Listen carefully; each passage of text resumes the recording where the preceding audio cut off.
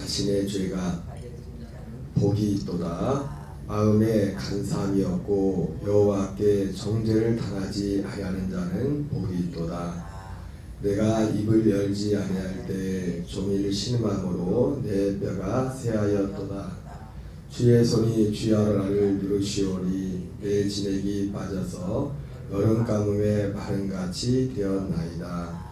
내가 이르기를 내 허물을 여호와께 자복하리라고 주께 내 죄를 아뢰고 내 죄악을 숨기지 아니하였더니 곧 주께서 내 죄악을 사하셨나이다.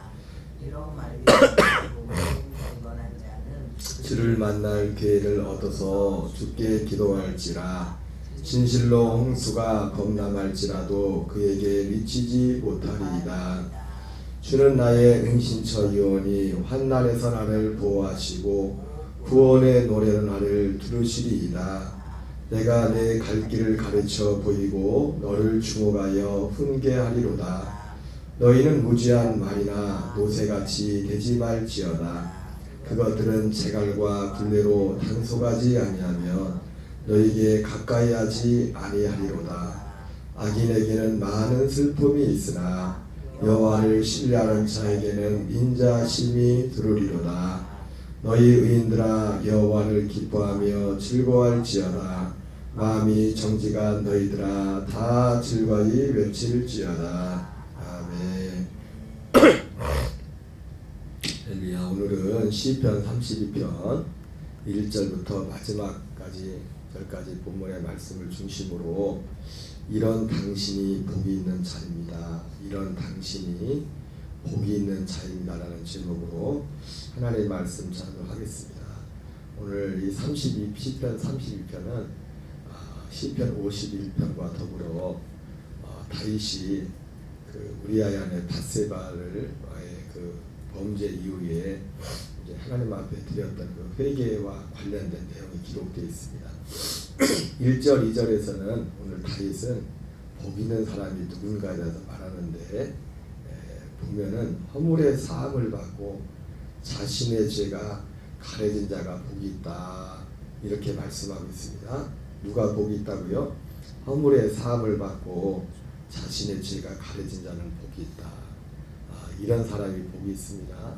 2절에 마음이 간사함이 없고 여호와께 정죄를 당하지 아니한 자는 복이 있도다. 오늘 다윗은 오늘 시편 32편을 통해서 1절, 2절 물론 자신에 관한 자기 자신의 이야기인데 그것을 보편화시키면서 자기 자신뿐만 아니라 모든 사람에게 있어서 정말 복 있는 사람은 이런 사람이 복이 있다. 허물의 사함을 받고 자신의 죄가 가려진 자는 복이 있다. 마음에 간사함이 없고 여호와께 정죄를 당하지 않은 자는 복이 있다. 이렇게 말씀하고 있습니다. 1절, 2절에서 그러면서 근데 다윗이 여기 나오는 것처럼 허물의 사함을 받고 죄가 가려지게 되고 마음이 간사함이 없고 여호와께 정죄를 당하지 않는 그런 복을 받았는데 이것이 그냥 주어지는 것이 아니죠. 3절부터 5절에 보면은 내가 입을 열지 않을 때 종일 신음함으로 내 뼈가 새하였도다. 주의 손이 주야로 나를 누르시오니 내 진액이 빠져서 여름 가뭄에 마른같이 되었나이다.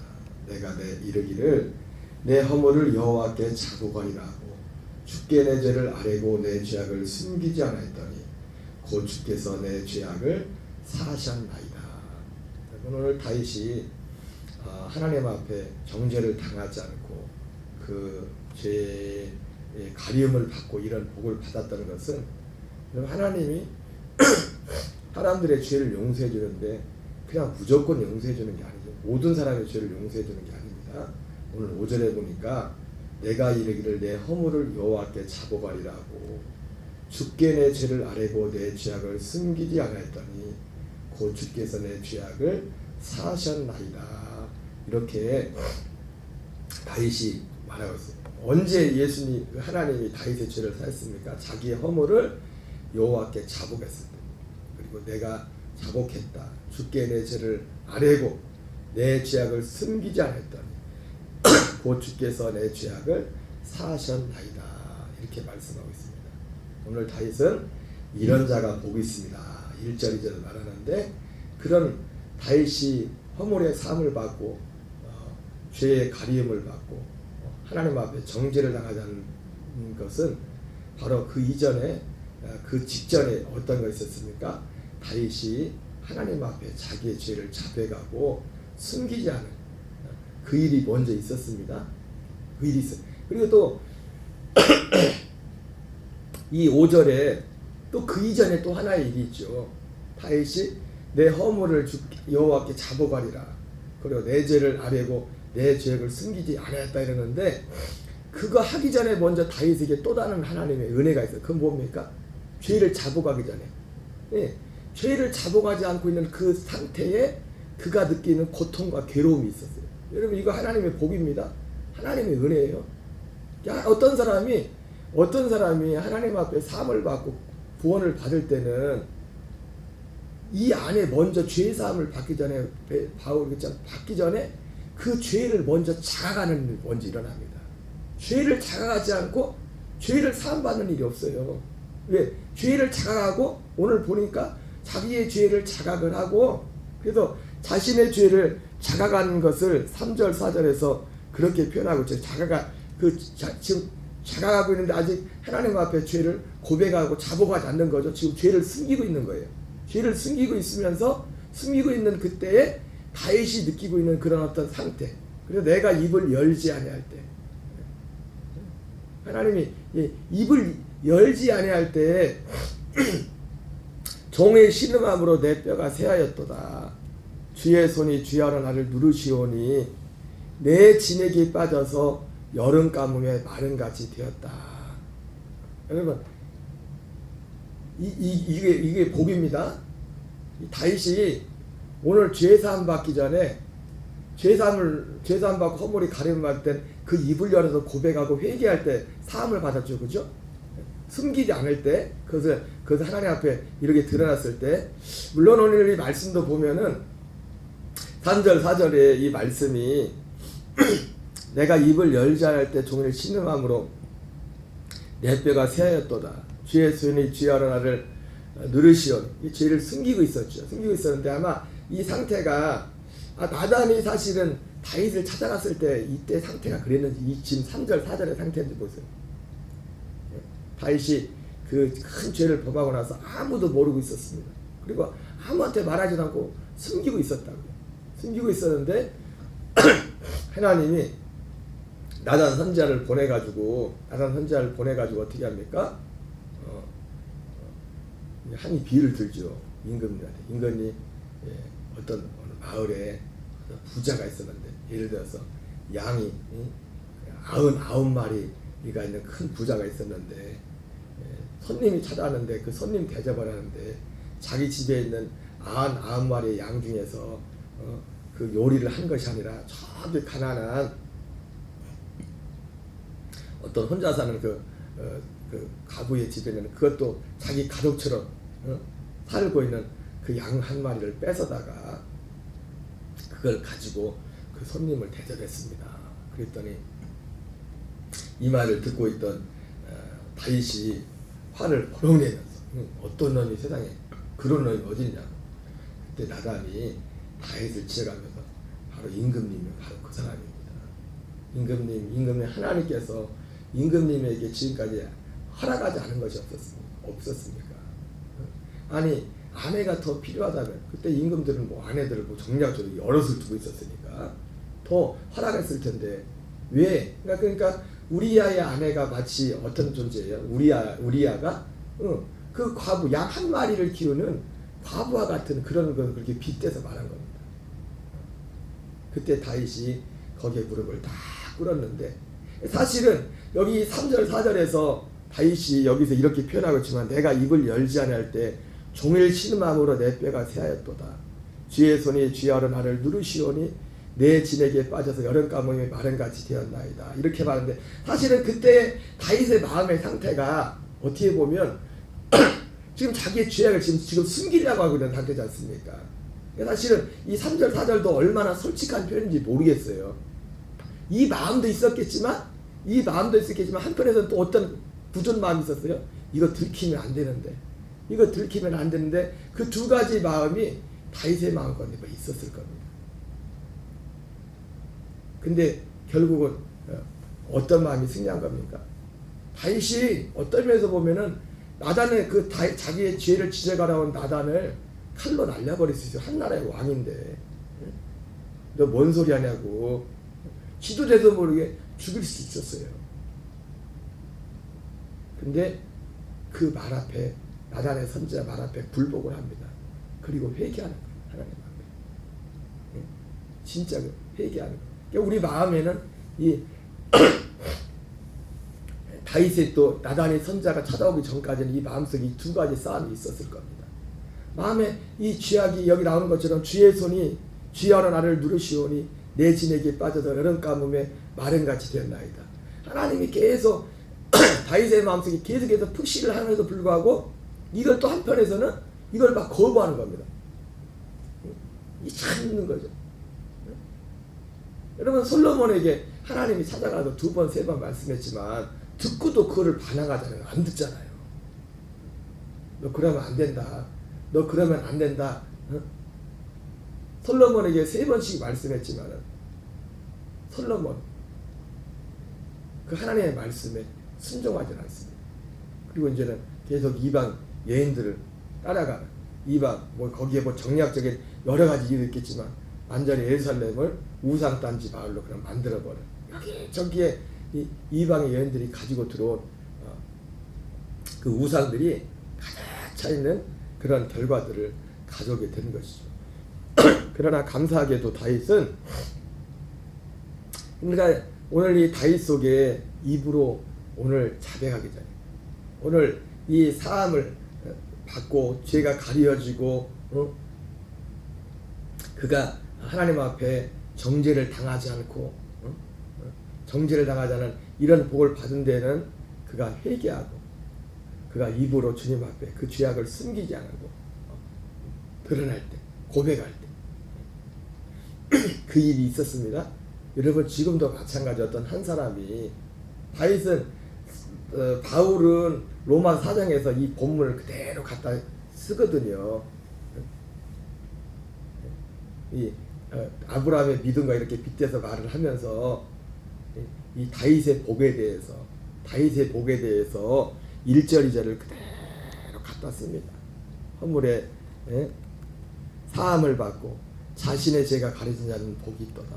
마음에 간사함이 없고 여호와께 정죄를 당하지 않은 자는 복이 있도다. 로마서 8장에 보면 그리스도 예수 안에 있는 자에게는 결코 정죄하는 날이 이는 그리스도 예수 안에 있는 생명의 성령의 법이 죄와 사망의 법을 해방하였다 이렇게 말씀하고 있어요. 여러분 오늘 이 본문은 다윗이라는 어떤 특정 개인 특정 사람의 특정한 실제로 어떤 구체적인 죄와 구체적인 어떤 죄와 관련해서 그 죄에서 용서를 받고 사함을 받고 그 죄로 인하여 정죄를 당하자는 어떤 부분에 대해서 말씀하고 있어요. 그러나 어떤 한 사람이 다윗이 말한 건 어떤 바울이 로마 사장에서 말했던 그것은 또 이것과는 다르죠. 어떤 특정한 어떤 개인적인 그것이 아니라 어떤 사람이 구원을 받을 때 어떤 사람이 진짜 은혜 아래 올 때에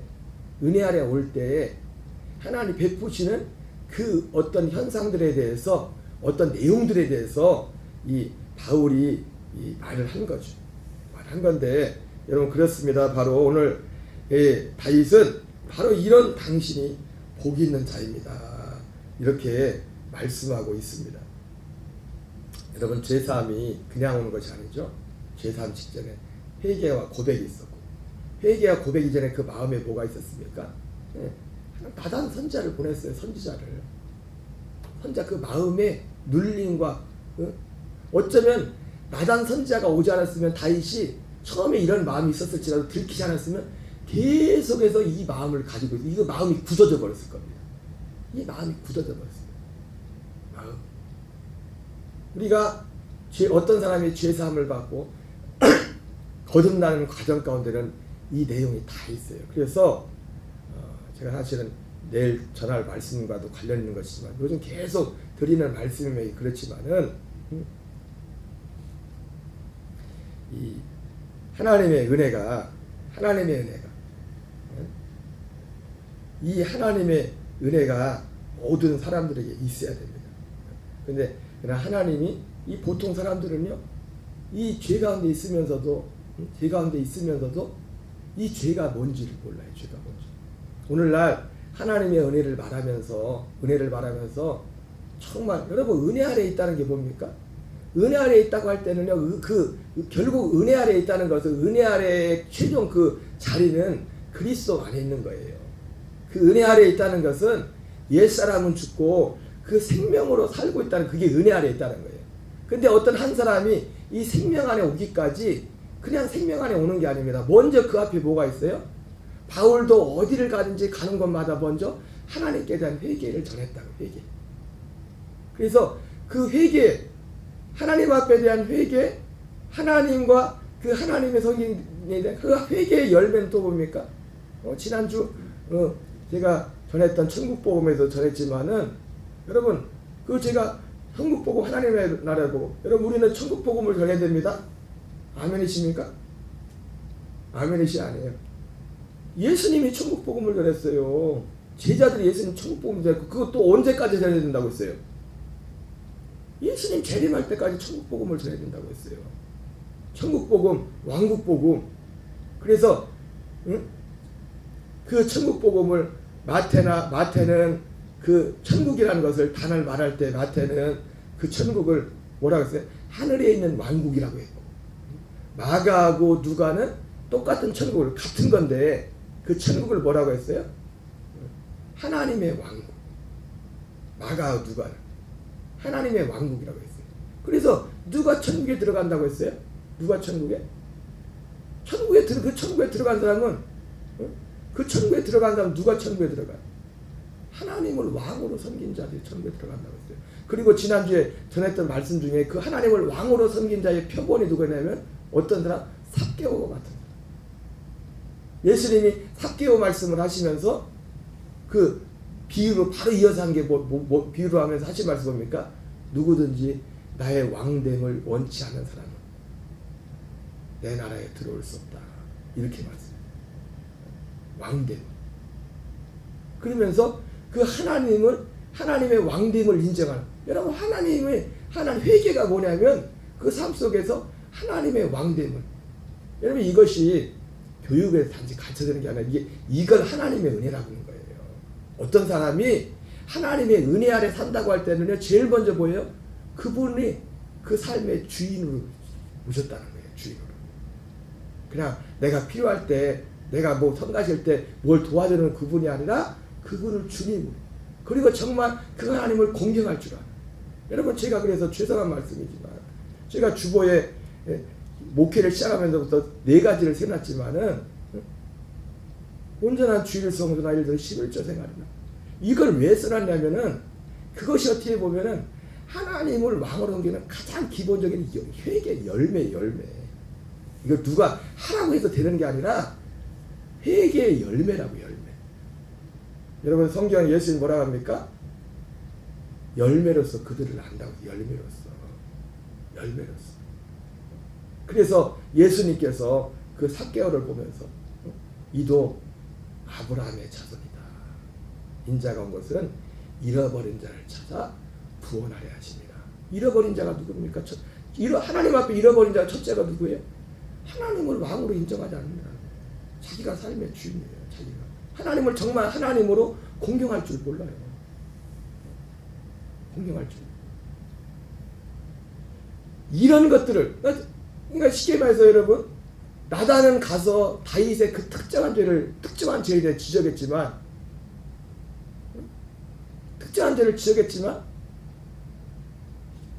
저는 오늘날 저를 포함해서 목회자들이 해야 될 제일 첫 번째가 뭐냐, 이거를 가르쳐줘요. 이게 먼저 돼야 그 다음으로 가는 거예요. 그 다음 있는 거예요. 복음이 있는 거예요. 그래서 예수님도 오셔서 제일 먼저 한 게 뭡니까? 먼저 회개하라는 거야. 그래서 세례요한이 제일 먼저 예수님께로 가는 길을 예비했잖아요. 예수님께로 가려면 먼저 뭐 해야 돼요? 회개한 자가 예수님께로 갈 수 있는 거예요. 십자가 앞으로. 그래서 세례요한이 와서 정말 입에 담지 못한 험악한 만들을 할 때 그 사람들이 와서 했던 말이 뭡니까? 우리가 그러면 어떻게 해야 됩니까? 어떻게 해야 됩니까? 여러분 정말 하나님의 구원의 은혜에 천국을 원하는 사람들은 그 속에 질문이 있어요. 진짜 질문이. 내가 어떻게 해야 됩니까? 뭐라고요? 어떻게 해야 됩니까? 세례 요한에게 와서 회개한 사람들도 질문했던 게 뭐냐면 어떻게 해야 됩니까? 했고, 그리고 사도행전에 그래서 회개가 두 모양이 있어요. 그래서 마틴 루터는 이걸 율법적인 회개라고 했고, 사도행전 2장에서는 베드로의 설교를 듣고서 그때 회개가 있죠. 이건 또 다른 차원의 회개입니까? 그때 유대인들이 베드로의 설교를 듣고 그때 그 사람들 뭐합니까? 어떻게 해야 됩니까? 우리가 어찌할꼬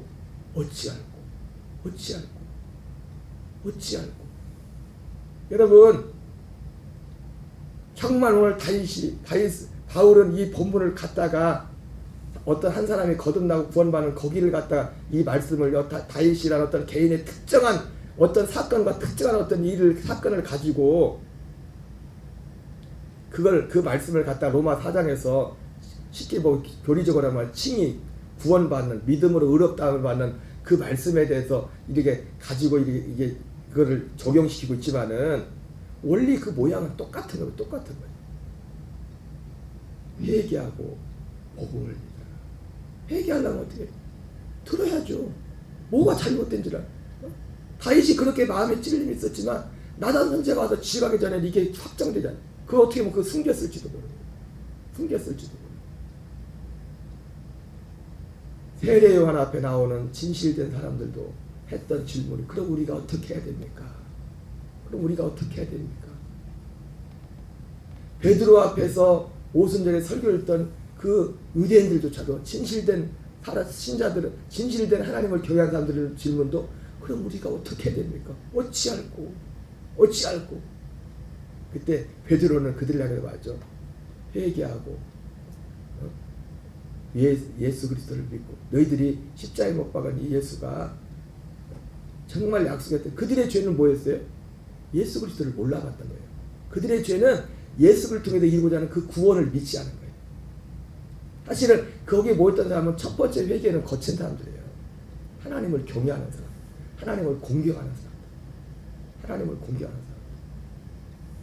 오늘 다윗은 시편 32편을 통해서 바로 이런 사람이 복 있는 자입니다.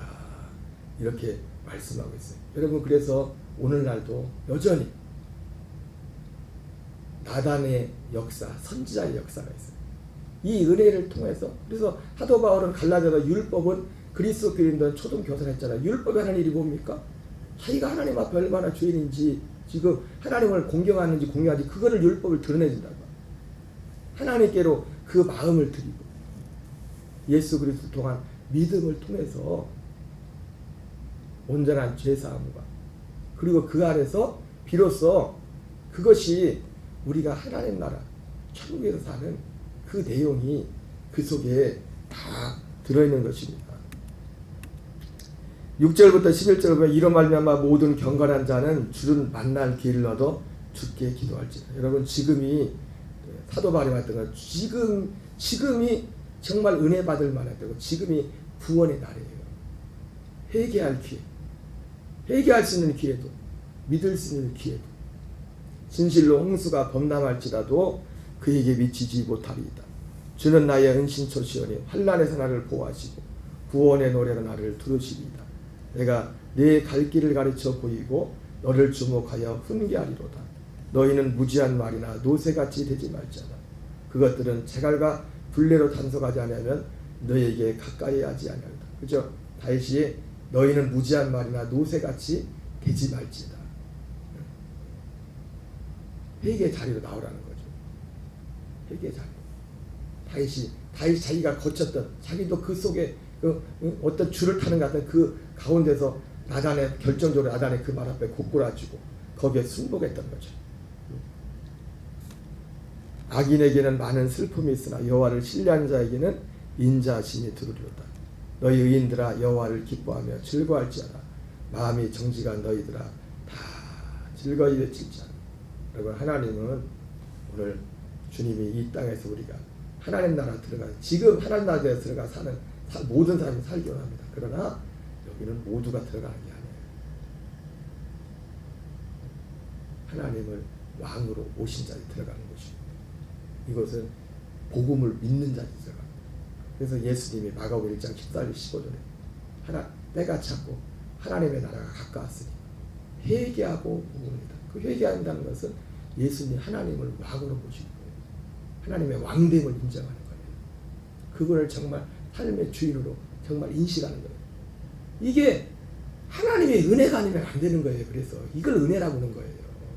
목사가 맨날 말해도 10년, 20년, 30년 다녀도 이게 안 들리는 사람이 있고 오늘 하루를 나와도 이 소리가 들려서 그의 삶의 방향을 바꾸는 사람도 있다.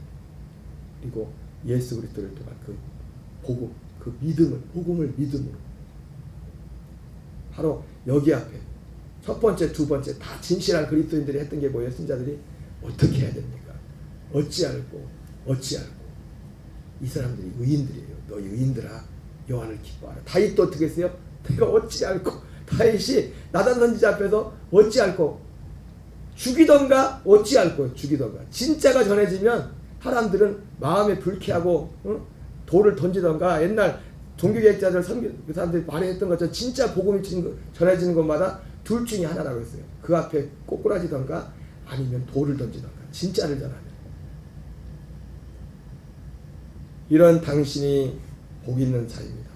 우리 녹동감 얘기를 들어간 모든 교인들에게 정말 하나님이 볼 때 하나님이 인정하는 복 있는 자의 삶이 삶 속에 충만하기를 주의 이름으로 축원합니다.